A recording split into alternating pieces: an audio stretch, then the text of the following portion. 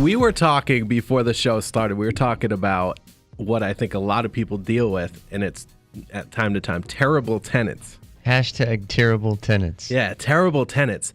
A storefront in Pawtucket. Mm-hmm. Okay, really well-known store, well-known business, been there for decades. Unfortunately, stopped paying their rent.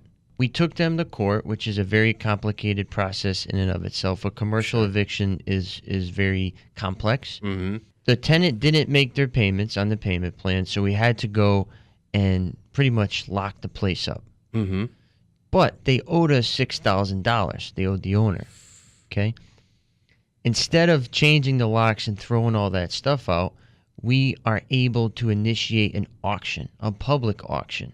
Wow. Because the store had goods and items in there. But what we were able to do is post that auction. You have to post it in the newspaper. Sure. A certain amount of weeks. You have to inventory everything. You have to set up an auction crew, somebody that knows how to do this. Sales department, cashier, monies, storage, the eventual delivery and pickup of things like freezers and whatever. So think about that. Imagine if you owned this store yourself and you wanted to do an auction to Head spinning already. Your head's spinning. Yeah. So fast forward, we got about $4,200 back out of $6,000 owed. Mm-hmm. So the owner took a little hit, but it could have been much worse. Sure.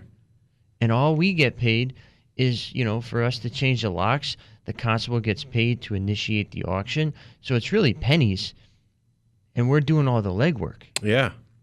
We're losing sleep at night, in essence. You're Yeah. not. So it's a no-brainer, and that happens every day. Another great story is actually a residential story. Mm-hmm. Okay, now flip it over to a regular house, okay? Beautiful home, Coventry, Rhode Island. You would never think anything bad happens, okay? Mm-hmm. It never rains in Coventry, right? So it happened to rain one day. The tenant who lived there ordered Domino's. Yep. Domino's came, and the guy was passed out on the couch, like looking dead. Mm-hmm. So Domino's called the police and said, hey, can you go do a well-being check? This guy doesn't look right, and, we have a pizza for him. Yep. So the police came and found that he wasn't well and did a cursory inspection of the house just to see what was going on, if anybody else was there. And they go in the basement, and it's a full-fledged marijuana grow operation. Unlicensed, I would imagine. Completely unlicensed. Yeah. So what do? Is we pretty much have to deal with an eviction, okay? And luckily, he didn't pay the rent, so we were able to quickly evict him for non-payment of rent. Wow. Okay, so that was the quickest and easiest way out, and it turned out to be a couple months lost rent for that owner.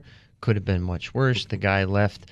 I think he's in prison or what have you, but the house wasn't really damaged. It just smelled a little bit. That was a good outcome in a really scary situation.